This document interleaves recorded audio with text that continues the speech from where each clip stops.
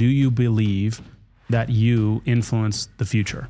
That's where we have to start. You may not be able to control outcomes because the world is multivariate. There's a lot going on. There's a lot of moving parts. But even in that context, you have a lot of influence. You can shape outcomes. You can make a difference. You can be a difference maker. I think that's the point. There are 3 things that we should do if we want to guarantee that what we're doing is not leadership. Okay. The first is inaction. If you take action, you must take accountability for that action. If you try to divorce the two, by definition, that's an abdication of leadership. Any erasure of ownership is antithetical to leadership itself. If you try to take away the ownership piece, even if you have action, you're eroding what leadership is. It'll make your life better. It'll make your team better. It'll make your organization better. It'll make your family better. You're listening to The Leader Factor, a podcast where we take leadership principles and distill them into actionable behaviors, shareable frameworks, and scalable initiatives. Here are your hosts, Tim and Junior.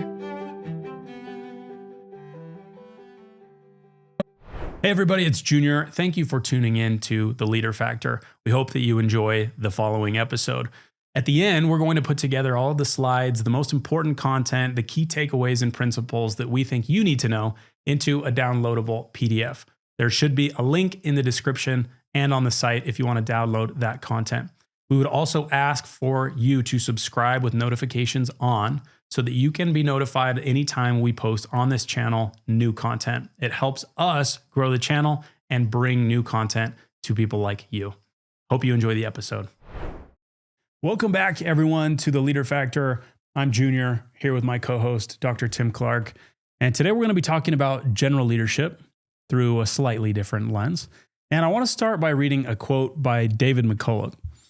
One of the hardest and I think the most important realities of history to convey to students is that nothing ever had to happen the way it happened. Any great past event could have gone off in any number of different directions for any number of different reasons. We should understand that history was never on a track. It was never preordained that it would turn out as it did. What's the point, Tim? Well, I think the point is if you think about leadership, the point is that you as an individual, you're an agent. You may not be able to control outcomes because the world is multivariate. There's a lot going on. There's a lot of moving parts, a lot of factors, a lot of variables, a lot of interdependency. But even in that context, you have a lot of influence. You can shape outcomes. You can make a difference. You can be a difference maker. I think that's the point. If you take it down to an individual level, and especially with your own life, you are the causal agent, the primary causal agent of the outcomes in your own life. Even though they're often mediated by other things, we can't escape the fact that you have a lot of influence and a lot of power and a lot of control over what happens to you and others, especially those that you are in direct contact with. It's interesting to me, in preparation for this episode, we're trying to figure out how do you frame leadership? And we could start off with a definition out the gate, but it starts pretty philosophical because you have to ask and answer the question, do you believe that you influence the future? Mm-hmm. That's where we have to start. And that's a question that I would pose to all listeners is, do you truly believe? And do you behave in a way that shows that you believe that you can affect the future? Because if you can't, then we can wash our hands and be done with the episode. And we leave fatalism to its own devices. We leave determinism to its own devices, and we subscribe to that. And we say, well, I guess the future will be what the future will be. I'm not a causal agent. Yeah. My agency either doesn't exist or it doesn't matter. And so whatever. Or it's very minimal. Right. Right. It's incidental. Then it doesn't matter. Yeah. So that's where we have to start. People steer the future, and that's our view. And it feels funny to say that that's a hill that we would die on. It feels weird that you would argue that that's not a hill to die on or that you don't agree. But there are people who don't. So I think that it's fair enough to start the episode with that lens and say, we believe that humans can affect the future. They're the primary causal agents of what happens in the future. That's right. And that means that we need to do certain things and behave a certain way. Mm-hmm. And it means that it matters what you do, the decisions you make. And it also means that it matters if you try to develop yourself and get better. That's going to have implications, right, for the future, for you and for others, and that you can get better, and that getting better as a leader will help shape outcomes in different ways. It will open new opportunities to you and others. So think about the rippling effects of that. But you're right, it does begin from that philosophical foundation of believing in agency and believing that you shape outcomes and that you are a causal agent. And I guess implicit in saying that is that you control the future or you influence the future to varying degrees. You could have more or you could have less influence. And our position, the big assumption underlying this whole episode is that the leaders generally, are those who have the most influence in the future. They're the ones who influence outcomes more than anyone else, and there are varying degrees of leadership. But we would say that the best leader is the person who has the most positive influence based on the way that we'll describe leadership and the way that we'll define it. So where are we going today? That's what we're going to do. We're going to define leadership in a few simple terms. There are three main components that we'll go over. And before we get to what it is, we're going to talk about what it isn't. How do you guarantee that you not become a leader? We're going to take the Munger method and we'll try to... How do you do that? Yeah, I think it's interesting. Yeah.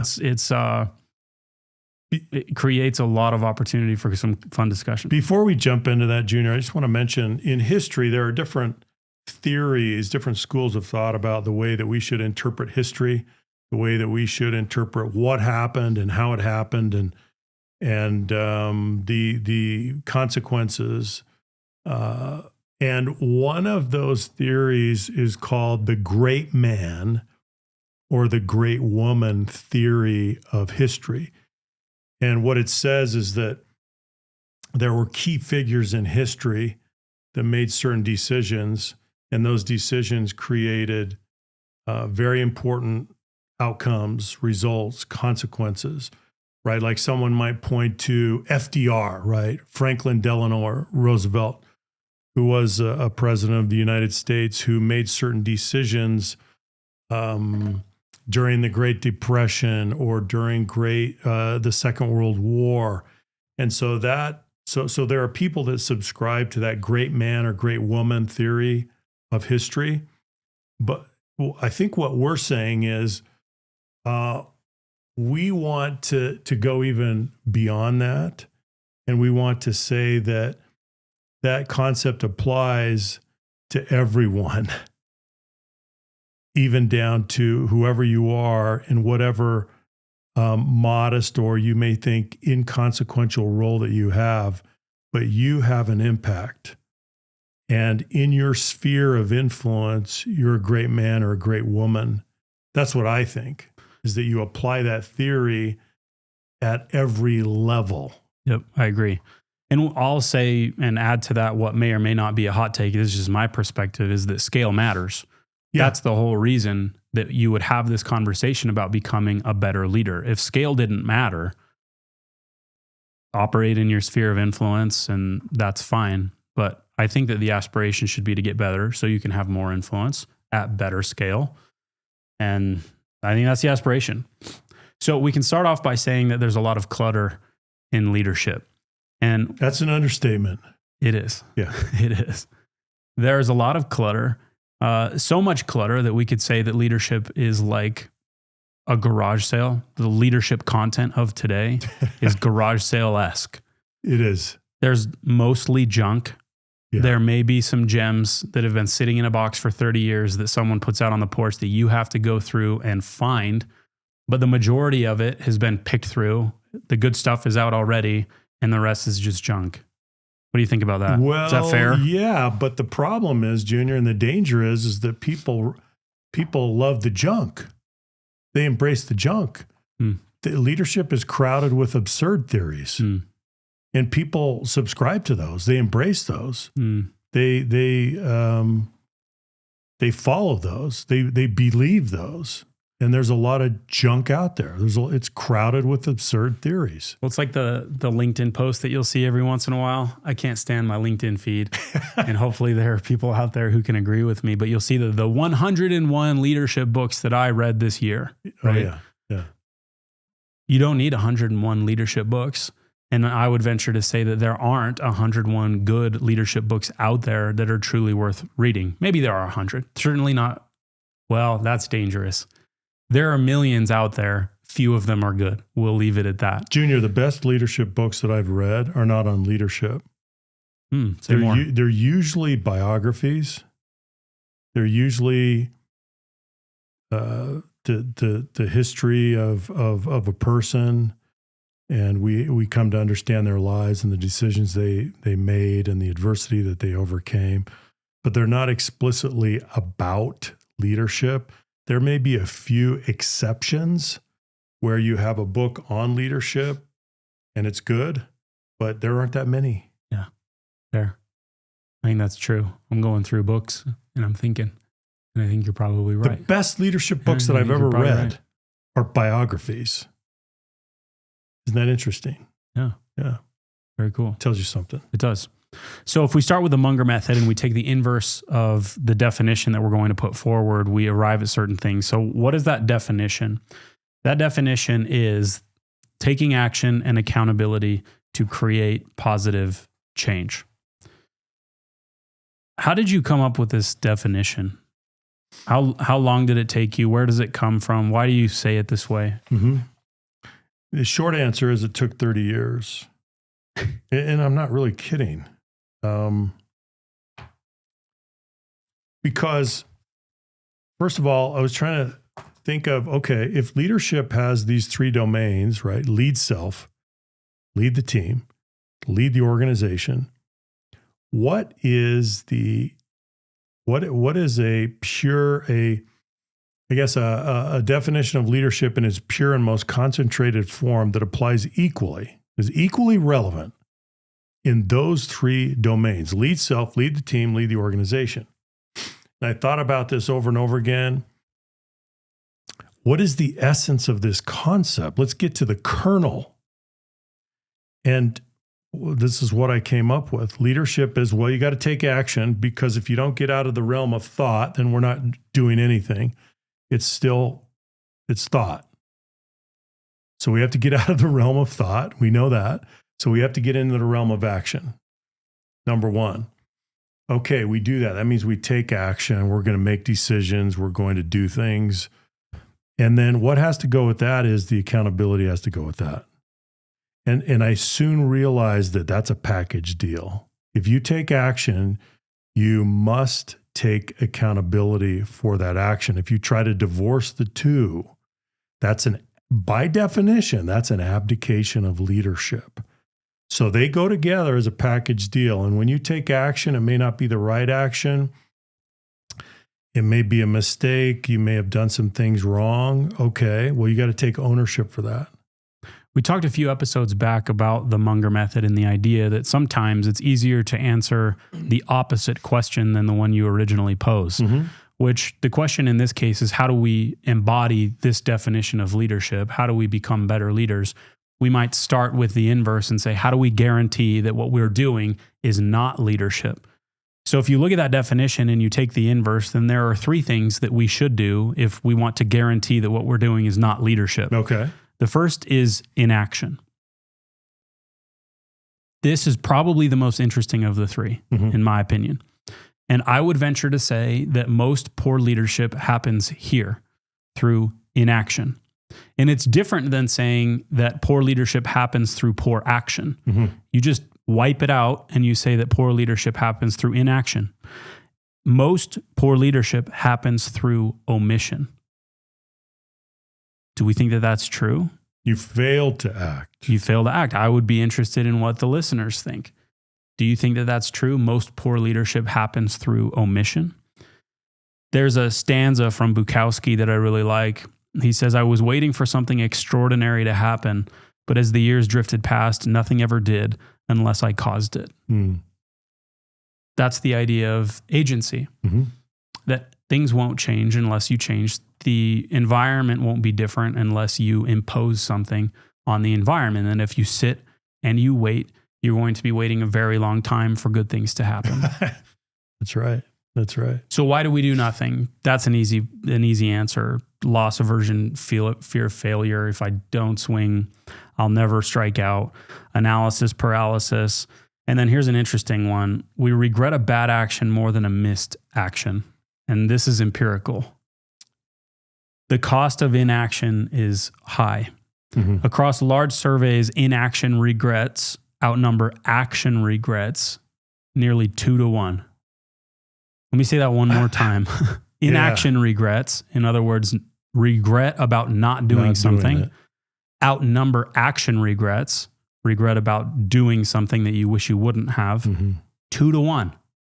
That's incredible. 2-1. You're on your deathbed and you're looking back and you're 2 times sadder about the things you didn't do than regret for the things you did that you would have done otherwise. That's incredible.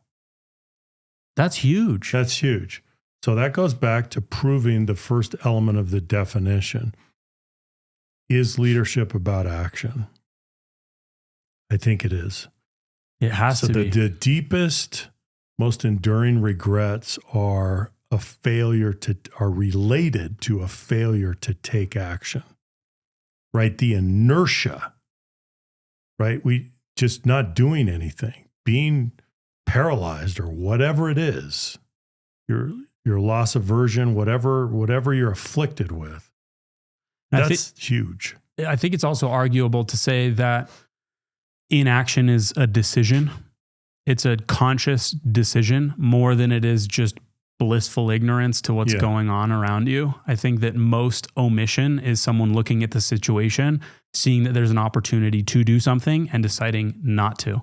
And I think that's particularly true in the realm of leadership, because if you have a position of influence, you attained that through some measure.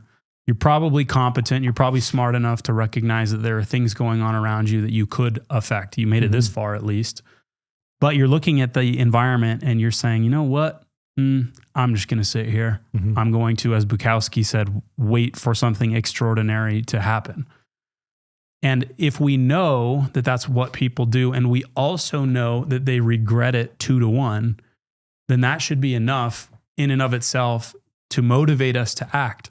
Because even if you do the wrong thing, you're 50% less likely to regret it than if you would have done nothing. Generally speaking, that's cool. That's a cool data point for me.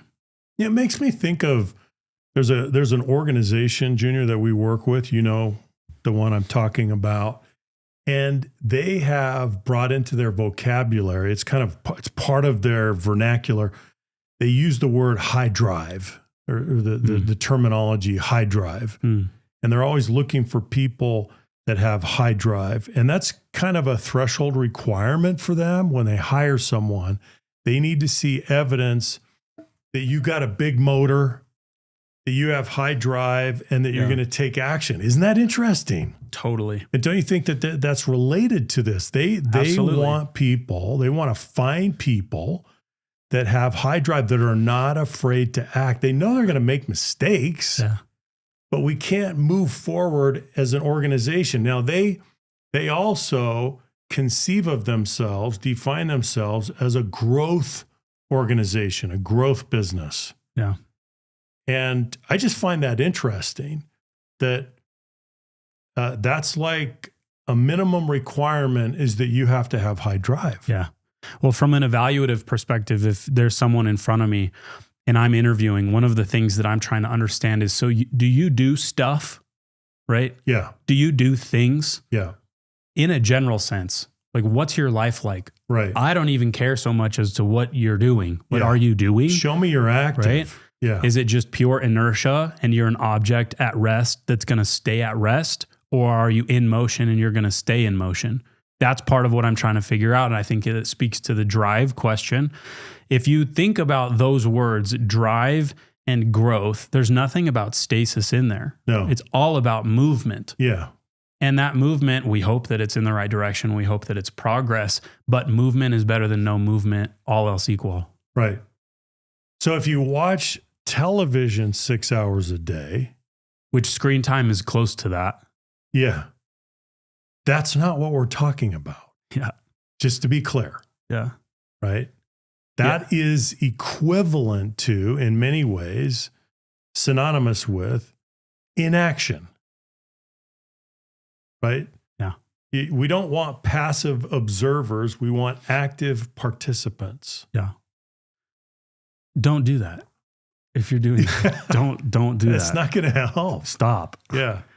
Okay, so the second one is there's no accountability. So if we want to ensure that what we're doing is not leadership, we should make excuses, right?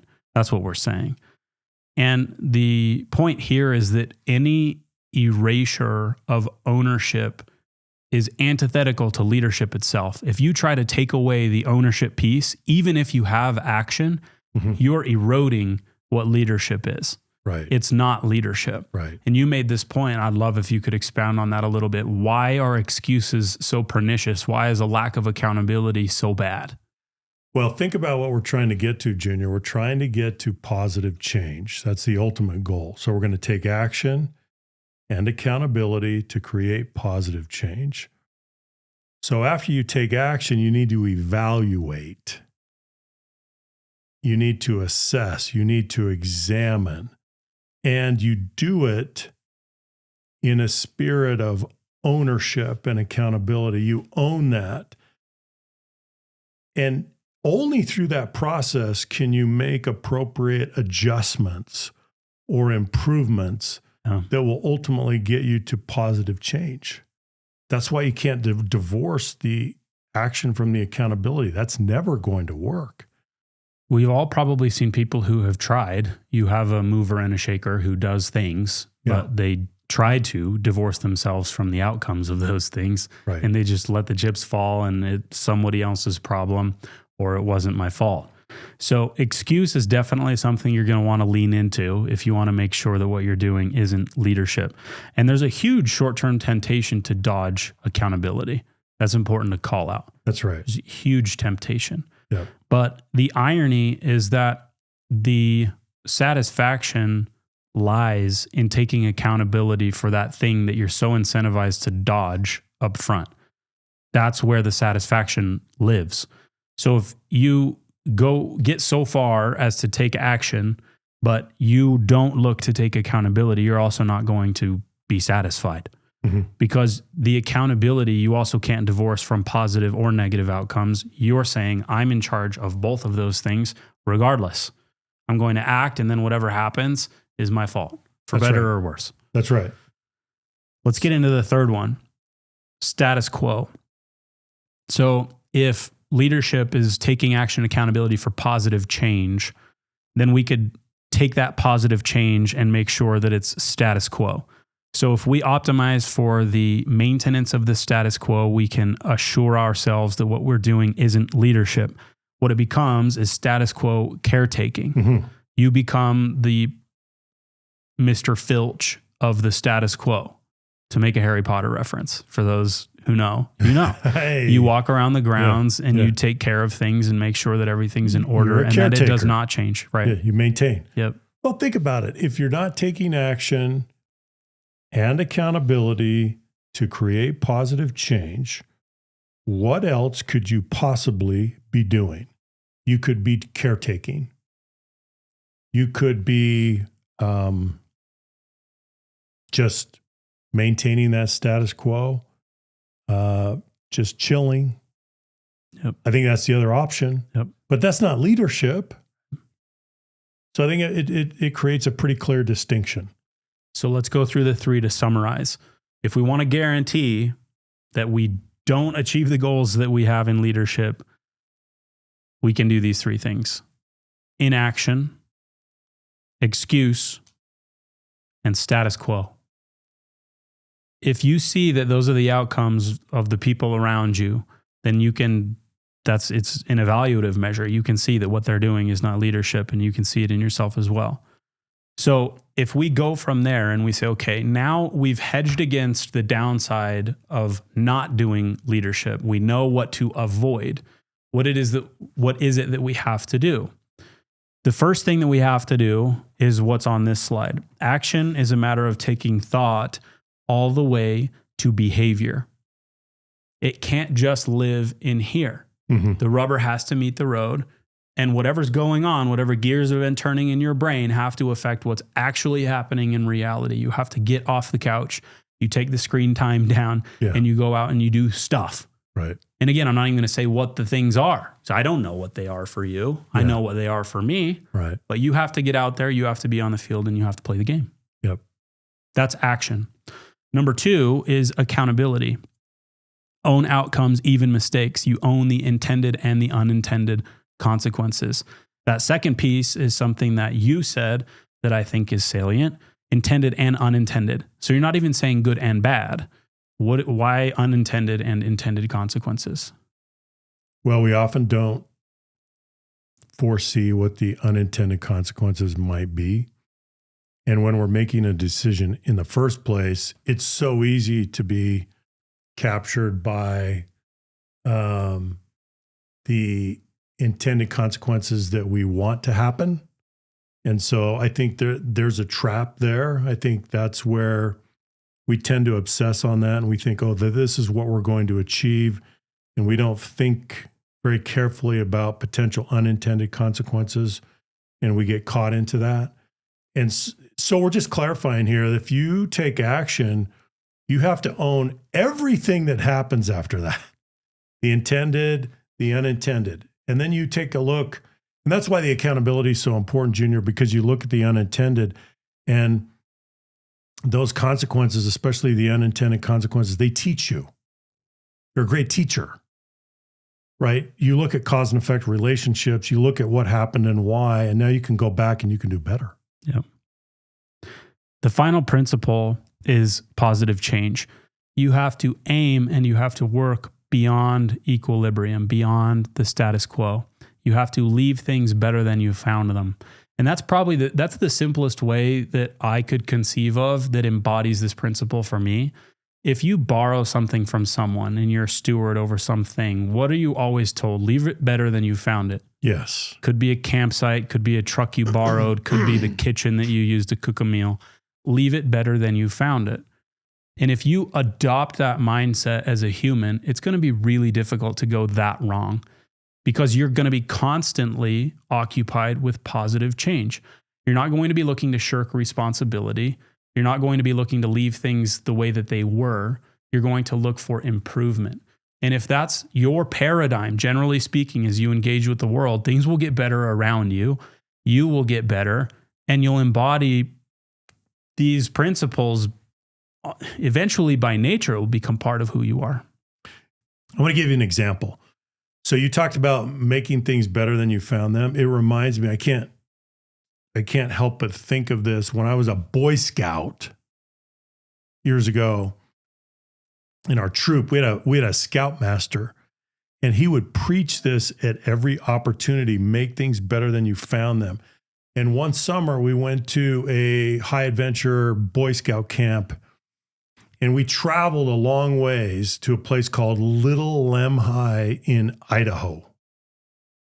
And it was an amazing camp. It had this lake, and it had mountains, and we had all these activities. But I'll never forget when we went into our assigned camp area.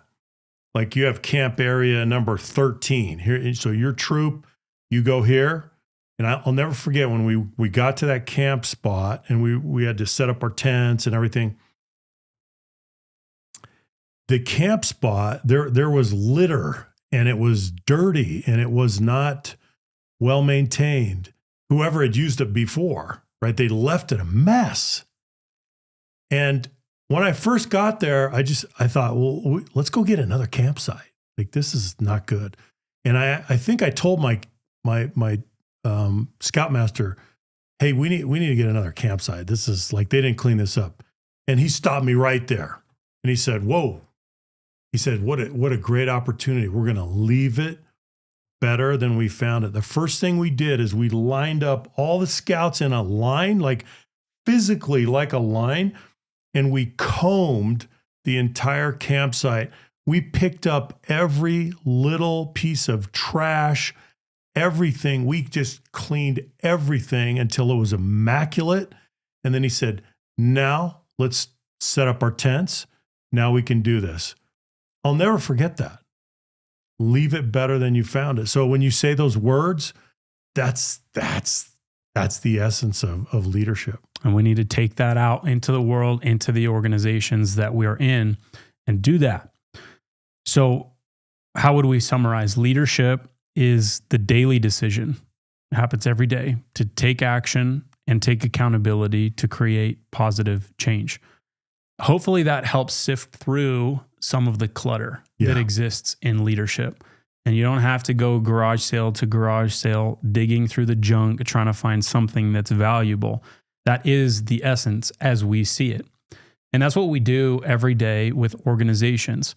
Organizations like yours, leaders like you, we help people embody these principles in an institutional way.